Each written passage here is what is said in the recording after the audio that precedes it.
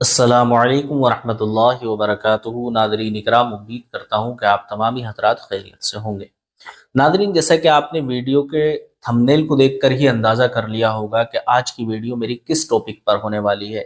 جی ہاں، کہ آپ ہر ٹائم غسل کی حالت میں ہیں، ہر ٹائم آپ پاک ہیں، ہر ٹائم آپ نمازیں بھی ادا کر رہے ہیں، لیکن اس کے باوجود بھی آپ کی دعائیں قبول کیوں نہیں ہو رہی ہیں؟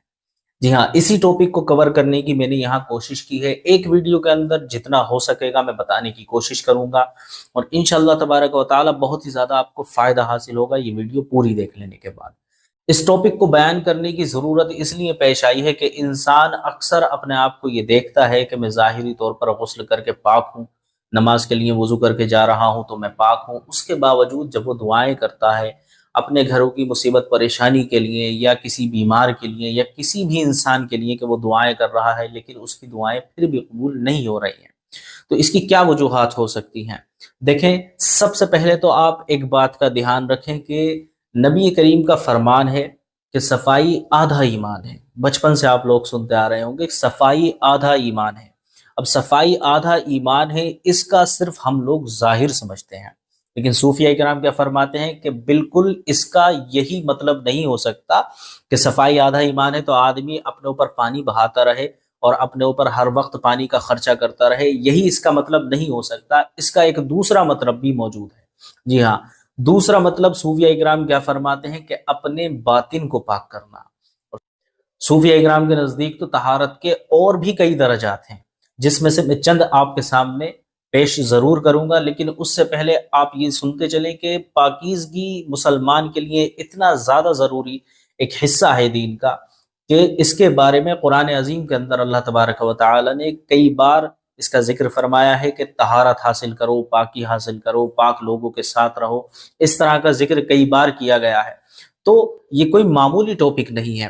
اب جو صوفیہ اکرام فرماتے ہیں کہ اس کے چار درجات ہیں، وہ چار درجات کون سے ہیں میں ایک ایک کر کے آپ کو تمام بتانے کی کوشش کروں گا۔ صفائی کا یعنی پاکی حاصل کرنے کا جو سب سے پہلا درجہ ہے وہ یہی ہے کہ اپنے جسم کو ہر طرح کی ناپاکی سے پاک کر لیا جائے۔ جی ہاں، ہر طرح کی ناپاکی کو آپ خود اندازہ کر سکتے ہیں۔ جیسے ہم واش روم کے اندر جاتے ہیں تو اچھے سے وہاں پر استنجا کیا کریں، ایسا نہیں ہے کہ بس تھوڑے سے پانی کے قطرے اپنے اوپر بہائے اور بھاگ آئے۔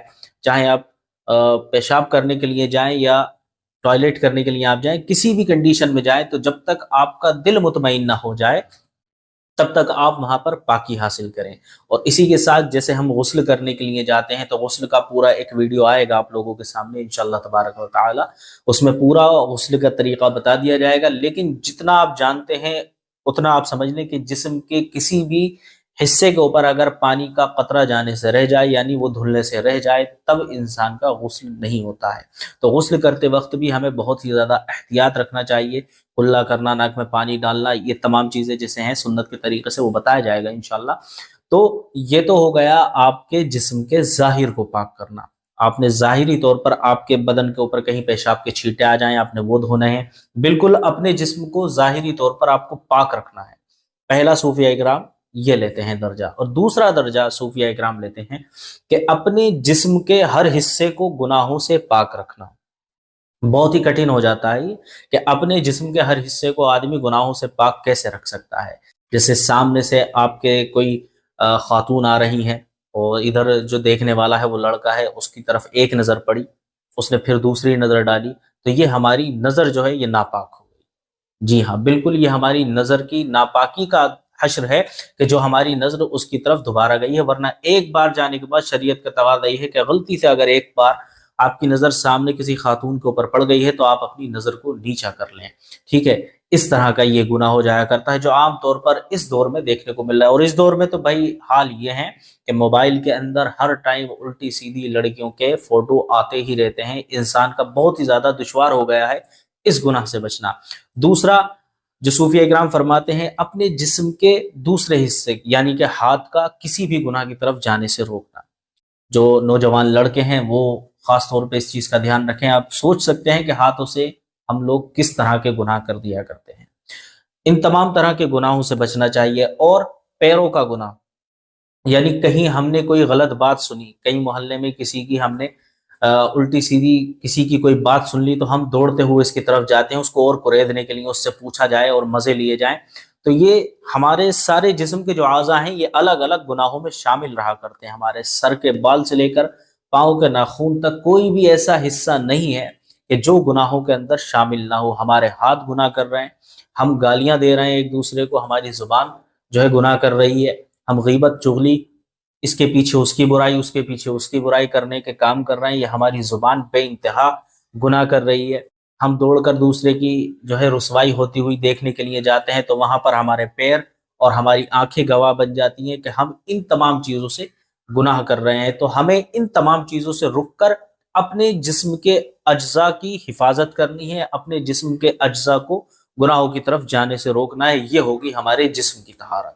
یہ صوفیہ اکرام فرماتے ہیں کہ یہ دوسرا درجہ آتا ہے. اب آئیں تیسرے درجے کی طرف.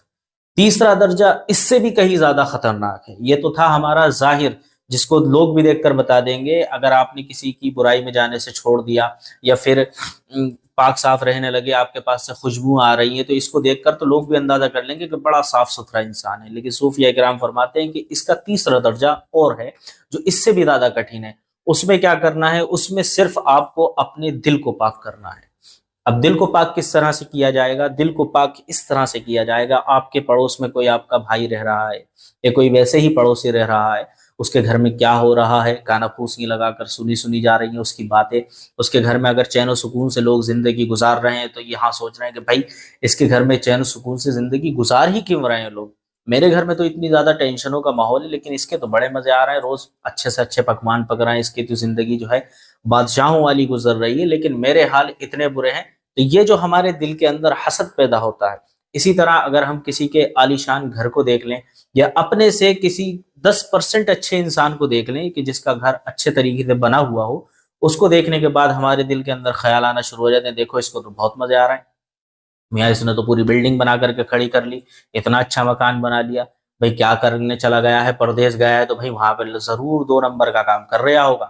تو اس طرح کی باتیں ہم وہاں سے سنتے ہیں، سنتے بھی نہیں ہیں، خود ہمارے دل کے اندر خیال آتے ہیں اور ہم اپنے دماغ سے کھچڑی پکا کر دوسرے کے سامنے پیش کر دیا کرتے ہیں کہ صاحب دیکھ رہے ہو اس نے اتنا شاندار گھر بنایا ہے، اتنے اچھے اچھے اس کے کھانے پک رہے ہیں، روز دن مہمان آ رہے ہیں اس کے یہاں، ضرور کچھ نہ کچھ دال میں کالا ہی ہے.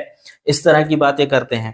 پھر اگر ہم 4 بندوں کے سامنے جا کر کے بیٹھ جائیں تو جو ہمارے دل کے اندر ذرا سارا بھی ایک ایسا انسان ہو کہ جس کو ہم نظر بھر دیکھنا پسند نہیں کرتے ہوں، اس کے خلاف ایسی ایسی باتیں جو ہم نے کبھی دیکھی بھی نہیں ہوں گی اس انسان کے اندر، اور اس کے اوپر وہ تمام عیب ہم ڈالنا شروع کر دیا کرتے ہیں.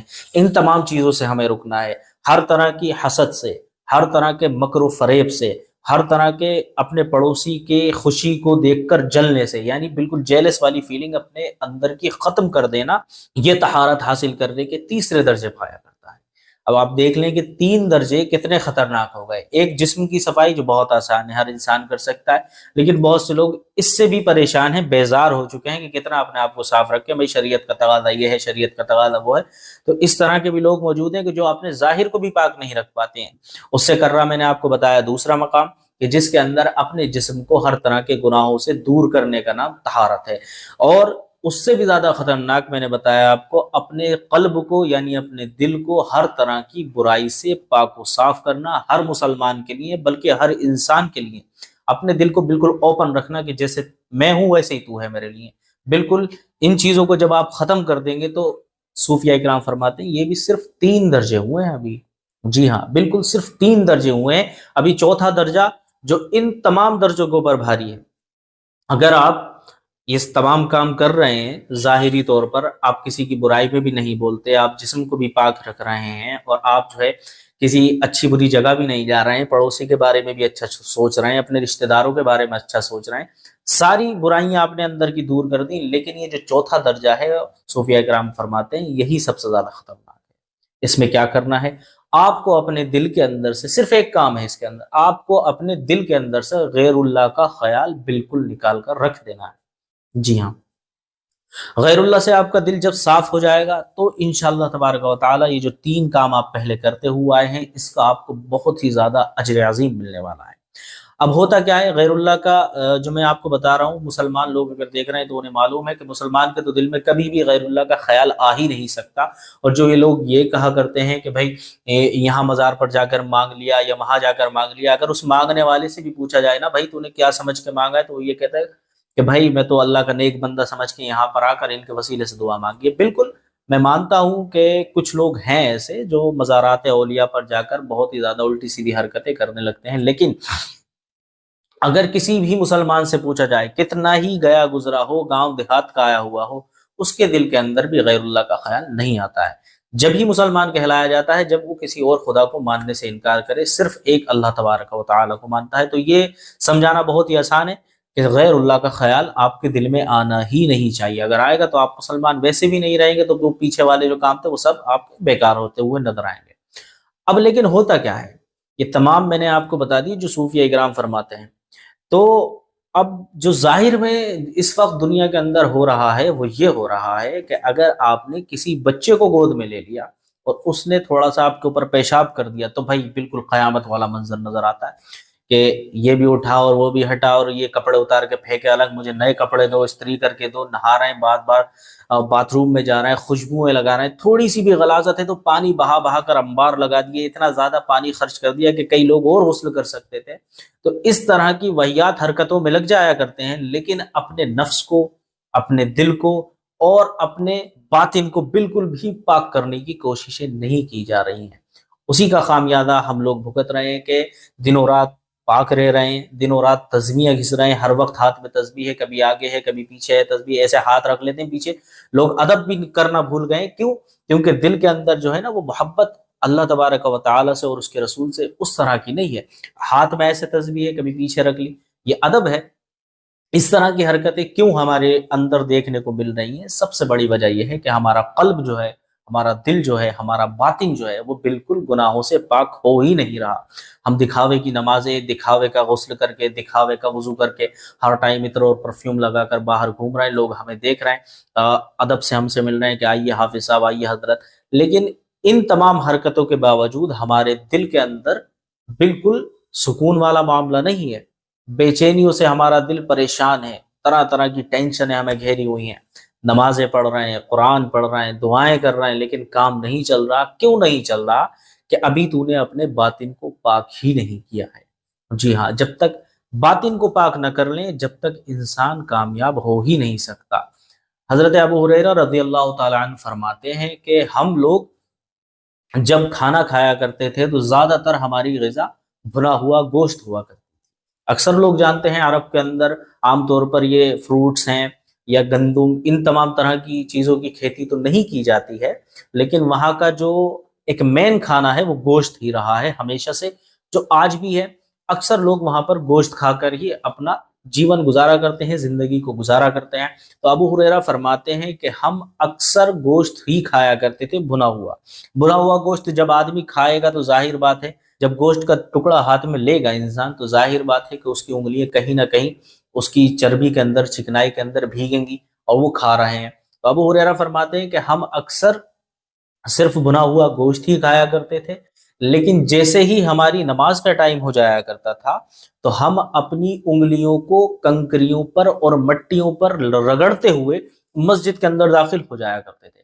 اب آپ اندازہ کریں کہ حضرت ابو ہریرہ فرما رہا ہے کہ اب ہم لوگ یہ سمجھتے ہیں نا کہ بھائی کھانا کھانے جیسے کھانا کھا رہے ہیں اور ایک دم سے اذان ہو جائے، مسجد سے آواز آ جائے تو الٹے سیدھے بھاگتے ہیں، پہلے صابن سے ہاتھ دھوئے جائیں گے، کلیاں ہوں گی کئی۔ یہ فرما رہے ہیں کہ ہم صرف بھنا ہوا گوشت کھایا کرتے تھے، انگلیاں ہماری سالن کے اندر ڈوبی ہوئی ہوا کرتی تھی، اور بس ہم ویسے ہی کنکریوں سے اور مٹی سے پوچھتے ہوئے نکل جایا کرتے تھے اور نماز پڑھ لیا کرتے۔ ٹھیک ہے، تو ظاہر کو صرف اتنا ہی پاک کیا جائے جتنی اس کی ضرورت ہے، اس کے اندر حد سے زیادہ تجاوز نہیں کرنا چاہیے کہ اس سے پانی بہا بہا کر گھر والوں کا بھی جینا حرام کر رکھا ہے، اپنے بچوں کو بھی پریشانی دے رہا ہے کہ بھائی تو نے میرے اوپر پیشاب کر ہی کیوں دیا، میرے کپڑے کو اوپر ذرا سی چھینٹ آ ہی کیوں گئی۔ تو اس طرح کی جو حرکتیں ہیں نا وہ ہمیں بند کر دینا چاہیے اور صحابہ اکرام سے سیکھنا چاہیے۔ حضرت عمر فرماتے ہیں کہ جب ہم کھانا کھایا کرتے تھے نبوت کے دور میں، جب نبی کریم صلی اللہ تعالی علیہ وسلم اس دنیا فانی کے اندر موجود تھے، تو فرماتے ہیں کہ اس ٹائم پر جب ہم کھانا کھایا کرتے تھے تو ہمیں ایسی چیز کا معلوم نہیں تھا جو صابن کی طرح کام کر سکے۔ اس وقت جو ہے ہماری عام بھاشا میں آپ سمجھ لیں صابن کی طرح کوئی چیز استعمال کرنے والی نہیں ہوا کرتی تھی۔ ہمارا رومال صرف ہماری ایڑیاں ہی ہوا کرتی تھی، یعنی ہاتھوں سے کھانا کھایا اور ہاتھوں کے اوپر تھوڑا بہت کھانا لگا ہوا ہے، ظاہر ہے آپ یہ اس بات کا خیال رکھیں کہ میں اس کے اندر کسی بھی طرح کی نجاست کی بات نہیں کر رہا ہوں، میں اس کے اندر صرف کھانے کی بات کر رہا ہوں کہ آپ یہ سوچیں اس سے مسئلے کا حل یہ لے لیں کہ کسی بھی طرح کی گندگی ہوگی تو اس کو بھی ہاتھ پیروں پہ ایسے ملتے ہوئے نکل جائے، نہ۔ کھانا کھانے کا ذکر ہے کہ حضرت عمر فرماتے ہیں کہ میں جب نبی کریم صلی اللہ تعالی علیہ وسلم کے دور میں ہم لوگ کھانا کھایا کرتے تھے تو ہماری انگلیاں جو تھیں وہ سالن میں تر ہوا کرتی تھی، تو ہمارے پاس کوئی ایسی بوٹی نہیں ہوا کرتی تھی جس کو ہم صابن کی طرح استعمال کر سکیں۔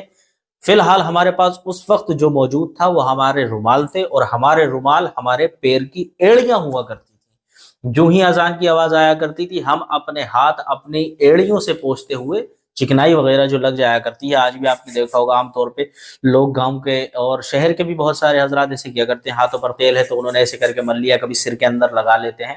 تو اسی طرح کا ذکر ہے کہ ہم اپنے ہاتھوں کو اپنے ایڑیوں سے ملتے ہوئے نکل جایا کرتے تھے اور نماز ادا کر لیا کرتے تھے۔ تو دیکھیں آپ نے حضرت ابو ہریرہ اور حضرت عمر کا بھی یہ واقعہ سنا کہ اس کے اندر وہ کیا بتا رہے ہیں کہ ہم نماز پڑھنے بھی صرف معمولی سی صفائی حاصل کر کے چلے جایا کرتے تھے، لیکن ان کی دعائیں قبول کیوں ہوا کرتی تھیں اور آپ کی اور ہماری دعائیں قبول کیوں نہیں ہو رہی ہیں؟ اس کی سب سے بڑی وجہ وہی ہے جو میں پہلے آپ کو بتا چکا ہوں کہ طہارت کے 4 درجے ہیں۔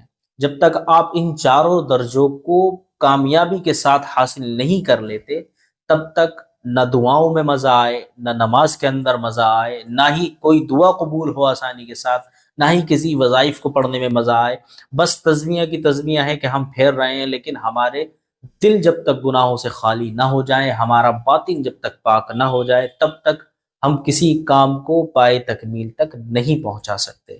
جی ہاں، اب رہی بات غسل کی، تو غسل کے اوپر آپ نے کافی ساری ویڈیوز پہلے بھی دیکھی ہوں گی، بہت سارے لوگوں کو اچھے سے غسل کرنا آتا بھی ہوگا، لیکن میں نے آج وہ ٹاپک چھیڑا ہے آپ کے سامنے جو شاید ہی آپ نے کبھی کسی ویڈیو کے اندر دیکھا ہوگا کہ صوفیہ اکرام کو آج کل لوگ بہت ہی زیادہ ہلکے میں لینا شروع کر چکے ہیں، کہتے ہیں کہ بھائی وہ تو بابا تھے، وہ آئے اور چلے گئے، لیکن ایسے ہی نہیں چلے گئے میرے بھائی، انہوں نے اپنی پوری زندگیاں کھپا دی ہیں اسلام کو سمجھنے میں اور دوسروں کو سکھانے میں۔